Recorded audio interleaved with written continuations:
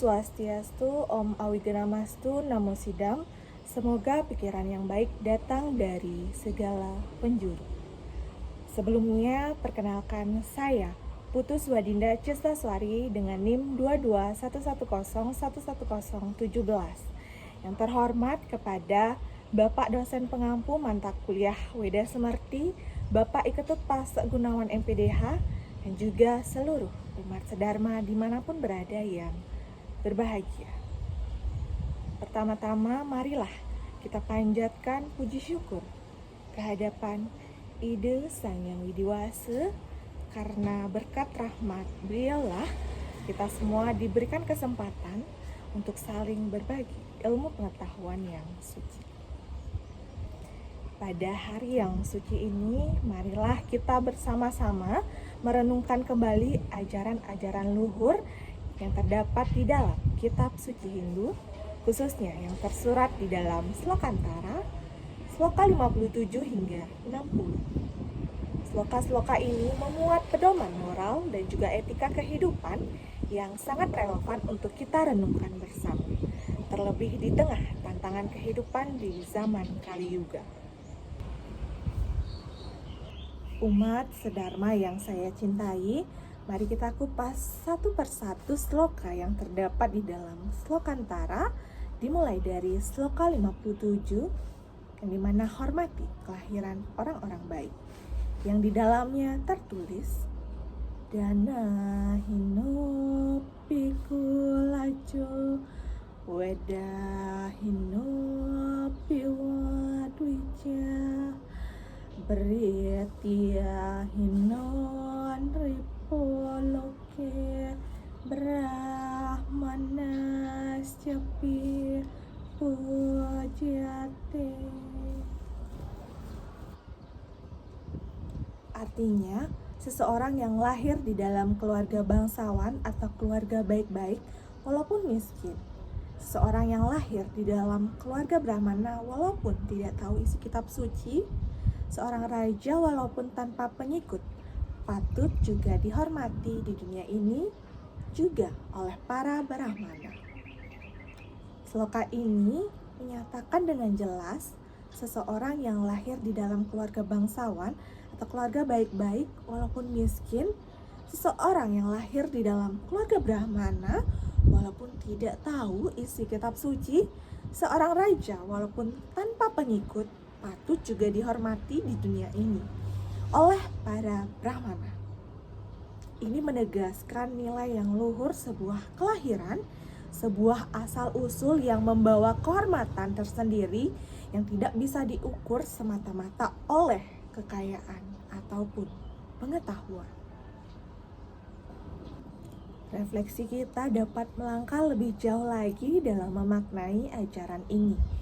Dalam zaman Kali Yuga yang penuh dengan ketidakteraturan dan kecenderungan untuk menilai seseorang hanya dari aspek material atau capaian duniawi semata, pesan ini mengingatkan kita bahwa hakikat manusia tidak hanya terletak pada apa yang tampak di permukaan, tetapi juga pada akar dan warisan budaya serta spiritual yang melekat di dalam dirinya. Kelahiran di dalam keluarga yang baik bukan hanya soal status sosial, melainkan juga tentang tanggung jawab moral dan etika yang melekat di dalam diri setiap insan. Penghormatan kepada kelahiran baik ini bukan berarti menimbulkan sikap elitis atau diskriminatif, tetapi justru sebagai pengingat bahwa setiap individu membawa sebuah sejarah dan nilai-nilai luhur yang harus kita hargai. Apakah kita mau menilai orang hanya dari kekayaannya, kekuasaan, atau pengetahuan yang dimilikinya? Atau kita mau menilai dari karakter, niat baik, dan nilai-nilai luhur yang dibawa sejak lahir? Ini adalah pertanyaan yang sangat penting untuk direnungkan kembali di tengah era modernisasi yang sangat menekankan aspek materi dan juga status sosial. Di dalam konteks kehidupan sehari-hari, kita sering menjumpai orang-orang yang mungkin secara ekonomi terbatas, atau secara pengetahuan kurang beruntung. Tetapi mereka tetap memiliki martabat yang patut dihormati. Misalnya saja, seorang guru desa yang lahir dari keluarga sederhana tetapi tetap berupaya untuk mendidik dengan penuh dedikasi. Atau seorang pemimpin masyarakat yang lahir dari garis keturunan luhur namun tidak memiliki kekayaan besar, namun dihormati karena sikap dan juga pengabdiannya. Ajaran ini juga mengajarkan kita nilai toleransi dan juga penghargaan terhadap perbedaan. Seorang raja yang tidak memiliki pasukan besar atau seorang brahmana yang tidak menguasai kitab suci tidak lantas kehilangan kehormatan di mata masyarakat. Hal ini menunjukkan bahwa hakikat penghormatan harus diberikan bukan karena atribut duniawi yang fana, tetapi karena sebuah kesadaran spiritual dan sosial yang lebih dalam. Nilai utama yang terkandung di dalam sloka ini adalah penghormatan yang universal dan inklusif, yang melampaui sekedar aspek fisik dan material. Di dalam dunia yang penuh dengan kecenderungan untuk cepat menghakimi dan memandang rendah orang lain karena faktor kekurangan, ajaran ini hadir sebagai fase moral yang meningkatkan kita untuk selalu melihat ke dalam dan menghargai setiap insan dari akar budaya ini. Lebih jauh lagi, kita dapat mengambil pelajaran bahwa penghormatan bukan sekedar formalitas, melainkan sebuah sikap batin yang tulus yang mengalir dari kesadaran akan nilai manusia dan keutamaan karakter. Sikap ini perlu sekali untuk dikembangkan agar tercipta keharmonisan di dalam masyarakat yang plural dan beragam. Sloka ini juga membuka wawasan terkait tentang konsep dharma sosial yang menekankan pentingnya menghormati posisi dan asal-usul seseorang sebagai bagian dari tata nilai yang menjaga keseimbangan sosial. Ketika dharma ini dijalankan, maka rasa hormat dan tata krama dalam interaksi sosial akan terpelihara, menjadikan masyarakat yang semakin harmonis dan penuh rasa saling menghargai satu sama lain. Dalam praktiknya, menghormati seseorang tidak harus selalu dalam bentuk penghormatan lahiriah seperti gelar atau simbol. Tetapi yang paling utama adalah penghormatan batin dan juga perlakuan yang adil di dalam kehidupan sehari-hari. Ini bisa diwujudkan dalam bentuk sikap sopan santun, tidak mengolok-olok, tidak merendahkan, dan memberikan kesempatan yang sama untuk berkembang.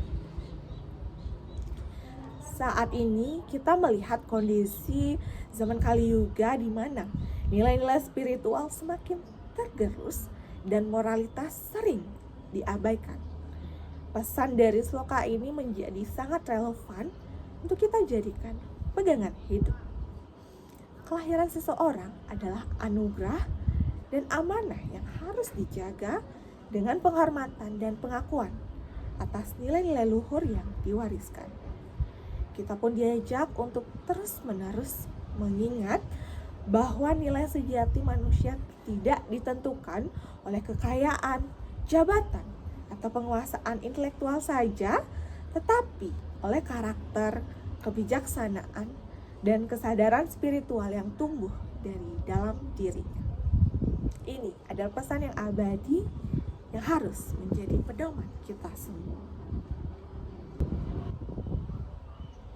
Selanjutnya yaitu sloka 58 tentang asal dan kelakuan, yang bunyinya Utpalasya Rawindasya Matsyasya Kumudasya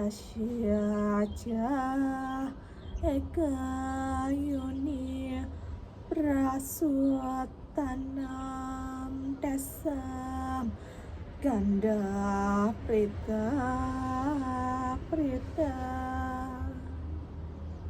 yang artinya bunga seroja biru, bunga padma, bunga seroja putih, ikan. Walaupun semuanya ini berasal dari kandungan yang sama, yaitu air, tetapi baunya berbeda-beda. Fenomena ini mengajarkan kita sebuah pelajaran yang penting tentang keberagaman dan keunikan yang muncul dari satu sumber yang sama. Air sebagai unsur utama melambangkan asal-usul dan dasar yang sama bagi semua makhluk hidup. Namun dari satu sumber yang identik ini muncul berbagai bentuk, warna, aroma, dan karakter. Ini adalah gambaran dari keanekaragaman ciptaan yang diciptakan oleh Tuhan. Tidak hanya indah secara visual saja, tetapi juga kaya di dalam makna dan fungsinya. Dari sisi filosofi Hindu, ini adalah cerminan nyata dari konsep Brahman sebagai sumber tunggal segala sesuatu yang ada di alam semesta. Tetapi manifestasinya sangatlah beragam atau aneka tua. Brahman yang satu tidak terpisahkan, namun seluruh manifestasi alam menunjukkan keberagaman yang tidak dapat disamakan satu sama lain. Perbedaan inilah yang justru memperkaya kehidupan dan menciptakan harmoni. Jika kita renungkan lebih dalam, ajaran ini mengajak kita untuk menghormati dan menghargai perbedaan antar manusia. Walaupun kita berasal dari satu asal, satu Tuhan, satu sumber kehidupan, namun masing-masing individu memiliki keunikan, bakat, karakter, dan perjalanan spiritual yang berbeda-beda. Sama halnya seperti bunga seroja biru yang berbeda aroma dengan bunga seroja putih. Setiap orang memiliki warna kehidupan dan aroma keberadaannya sendiri yang tidak dapat disamakan. Nah, di dalam konteks kehidupan bermasyarakat di zaman Kali Yuga, di mana dunia kita dipenuhi oleh beragam suku, budaya, agama, dan kepercayaan. Namun, jika kita mampu menyadari bahwa semua berasal dari satu sumber yang sama, maka kita akan menumbuhkan rasa saling menghargai dan tidak mudah menghakimi perbedaan. Perbedaan merupakan sebuah anugerah, bukan alasan untuk permusuhan atau diskriminasi. Umat Sadarmaya yang saya cintai, berikut merupakan sloka 59 terkait 5 keharusan yang bunyinya Ahimsa Brahmacharya Sudhira Haralagawam Astanya Miti Pancaite Yama Rudrana Basitaha, yang artinya tidak menyakiti, menguasai hawa nafsu, suci, makan sederhana, tidak mencuri. 5 macam keharusan ini diajukan oleh Betara Rudra. Sloka 59 menegaskan 5 keharusan utama yang harus dijalankan oleh para Brahmana, pengikut Siwa dan Buddha, yaitu ahimsa tidak menyakiti, brahmacharya penguasaan hawa nafsu, sudi kesucian, ahara lagawa makan sederhana, dan astanya tidak mencuri. Ahimsa berarti menjauhi segala bentuk kekerasan dan menyakiti makhluk hidup, sehingga kita hidup di dalam harmoni dengan alam dan sesama. Brahmacharya bukan hanya soal pengendalian hawa nafsu, tetapi juga menjaga sikap dan kemarahan di dalam lingkungan keluarga agar terciptanya keharmonisan dan kesetiaan. Kemudian sudi menuntut kita untuk menjaga kebersihan lahir dan batin melalui disiplin mandi dan juga ritual suci seperti japa dan homa. Ahara Lagawa mengajarkan kita untuk makan secara sederhana dan hanya mengonsumsi makanan yang dianggap suci oleh masyarakat dan orang bijak, sehingga tubuh dan pikiran tetaplah murni. Astenya yang berarti tidak mencuri atau mengambil hak milik orang lain, menjaga kejujuran dan keadilan di dalam kehidupan bermasyarakat. Kelima prinsip ini menjadi dasar moral yang kuat bagi kehidupan spiritual dan sosial yang apabila dilaksanakan dengan sungguh-sungguh akan membawa kedamaian, kesucian, dan kebijaksanaan sejati dalam diri setiap insan. Berikut merupakan sloka yang terakhir, yaitu sloka 60 terkait 4 larangan yang bunyinya Wadanam bahuwakyam nam wacanane punah jenana kamyena dosita nagrahita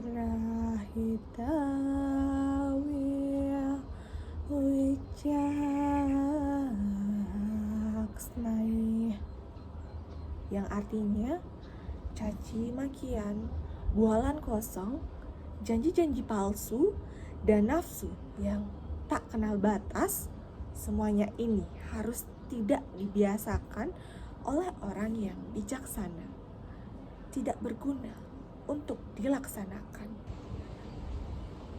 Demikianlah uraian Dharma Wacana kita pada hari ini tentang nilai-nilai luhur yang terkandung di dalam Slokantara, khususnya sloka 57 hingga 60, sebagai pedoman moral dan etika hidup di zaman Kali Yuga.